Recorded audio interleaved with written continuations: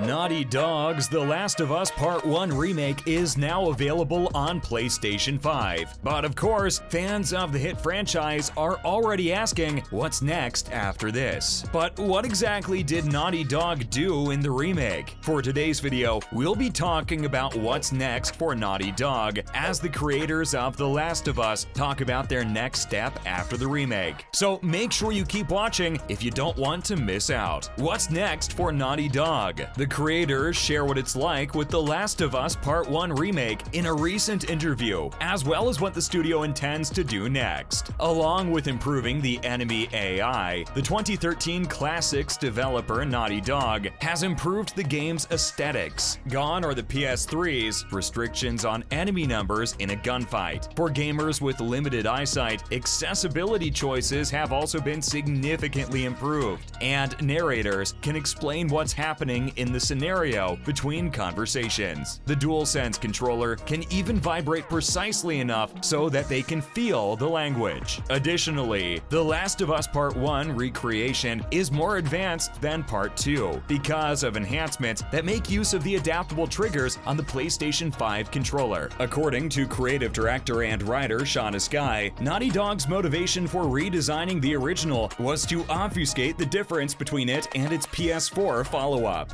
Sky stated in the interview that they genuinely desired for existing and prospective new fans to be able to play Parts 1 and 2 simultaneously, without such significant fidelity and technological gaps. He and Matt Gallant, the game's director, were guarded in their comments to 9news.com.au regarding implementing the same changes in The Last of Us Part 2. Gallant just called it an interesting idea and noted that they currently don't have any updates on Part 2. Sky, who joined Naughty Dog again after working on Marvel's Avengers, scoffed at the idea of a Last of Us Part 3 or an Uncharted 5, and stated that the team is eager to see what HBO produces when adapting The Last of Us for television. Much like the fans, we're definitely hopeful the TV show will spark interest and bring new fans into this world, Sky said. Outside of that, I don't have much context of the HBO show. We're kind of just like you guys, fans of it that can't wait every time a trailer drops, gawking at seeing the IP, intellectual property, realized in such a way. Gamers may expect to learn more about The Last of Us multiplayer, which is being spun out as a standalone release after Factions was removed from the Part 1 remake when the series is released in 2023. Sky firmly said that fans need to stay tuned for details on that, and added that the team is diligently working on it and is eager for fans to obtain a copy. He wrapped up his statement by saying that the project is pretty awesome and that The Last of Us Part 1 is their sort of love letter to the franchise, where they put a lot of unnecessary pressure on themselves to develop the game. So for now, we could only hope and wait for the developers' next update. Moving on to another topic, we heard the news that The Last of Us multiplayer game is set in a dense city with lots of details, and that a certain former Naughty Dog crew will be making a comeback. Are you excited to know the latest about the game? And who is this ex-crew that they're talking about? Keep watching to find out more. Naughty Dog is keeping quiet about their The Last of Us multiplayer game, but Matthew Seymour's LinkedIn profile, a former environment designer for the Sony-owned studio, may have given away a few intriguing details. Although the resume doesn't specifically identify the game by name, it does state that he worked on it from June 2020 to December 2021, which is why we say maybe. It makes sense that this is The Last of Us's single multiplayer entry, as neither The Last of Us Part 2 nor The Last of Us Part 1 include multiplayer. If you want further proof, here's what's written on Seymour's profile. Worked on an unannounced title and was on loan from Bend Studio. Worked on multiplayer title in a very dense city with lots of detail. Doesn't that sound promising? Naughty Dog is working on a brand new IP, in addition to The Last of Us multiplayer, which fans believe was alluded to in The Last of Us Part 1 by in-game posters. The PS5 version of The Last of Us Part 1 was released last Friday, while the PC version is now being worked on. All this news about The Last of Us multiplayer game is getting us pretty hyped up, but for now, we have to settle for The Last of Us Part 1 Remake. And by the way, before you start the game, here are 5 settings you need to change for optimum gameplay. There is no denying that Part 1 of the game has the best mechanical design, but with the improvements also come certain modifications. Similar to The Last of Us Part 2 on PlayStation 4 from 2020, Naughty Dog included a wide range of settings and accessibility options. There are well over 60 sliders and options available for customization. There are a few features that are worth turning on right away, but the majority depend on preference and are the kind of thing you'll want to tweak as you play. First, you need to configure vibrating speech. One of The Last of Us Part 1's few features, speech to vibrations, can be discovered in the DualSense menu and helps the game feel more like a PS5 game than a very attractive PS4 one. When a character speaks, the setting causes the PS5 controller to vibrate, and it does so in time with its words. It's really neat. By default, it's also a touch intense. For us, the ideal speech to vibration intensity is 5. This is just enough to hear character dialogue without being overbearing. Next, there's custom difficulty. 6 different levels of difficulty are available for The Last of Us Part 1, including very light, light, moderate, hard, survivor, and once you complete the game, grounded. But the problem isn't so straightforward. 5 different game features have different levels of difficulty that you can change. Player. It controls how much damage you take from strikes and how often or rarely you clock checkpoints in the middle of combat. Enemies. It basically describes how intelligent or ignorant your adversaries are. Allies. It determines how frequently your allies aid you in battle. Stealth. It manages a multitude of sneaking related factors, such as how quickly foes warn their allies after spotting you. And resources. It controls how frequently resources, such as food, ammunition, and supplies for crafting, emerge. Therefore, you can reflect that in a custom difficulty setting if you're fantastic at blending in, but have trouble with the all-out action sequences. There is a benefit here for masochists as well. Even if you've played a game 1,000 times throughout its previous versions, you may manually set all 5 of those to the ground for a de facto hardest possible run, even though you can't start a new game from the greatest conceivable difficulty level. Moving on, you also have to change the photo mode shortcut. Undoubtedly, one of the prettiest games available on consoles right now is The Last of Us Part 1. In other words, you should snap numerous screenshots. If you don't enable the picture mode shortcut in the controls menu, entering photo mode typically requires opening the menu, which slows down the game's pace. But simultaneously pressing both thumbsticks in, the photo mode can be accessed as soon as it is enabled. Just be careful to time it correctly, or you'll accidentally turn on Joel's flashlight and blow your shot. Continuing with the list, you should also change the hints. Hints, located at the very bottom of the HUD menu, are by default set to sometimes. However, they are much more troublesome than they are beneficial. They merely guide the crucial path. For starters, when playing a Naughty Dog game, which features dense levels worth exploring, you might know exactly what to do to advance the plot, but you still want to probe about it for a while to see if you can find any collectibles or important supplies. The most frustrating aspect of Part 1's tips is that they remain visible until you have completed the task they direct you to undertake. And lastly, bow reticle style. The Last of Us Part 1 is, for the most part, the same game as The Last of Us. One minor modification is the improved targeting system for the bow. It also kind of stinks. It has a simple dot reticle by default, which is poor for determining distances while shooting with a bow. However, if you set the bow reticle style to classic in the HUD menu, you'll be able to see the arrow's course as it was intended to be seen, with a distinct trajectory indicating where it will land. This is not only incredibly useful, but it also serves as a reminder that some things are best left untouched. With that, we're wrapping up today's video about The Last of Us Part 1 Remake, as well as the latest news on the franchise. So, what do you think? Do you prefer the remake or the original version? Let us know in the comment section below. Thanks for watching, and don't forget to leave a like and subscribe to our channel with the notification bell on. See you next time.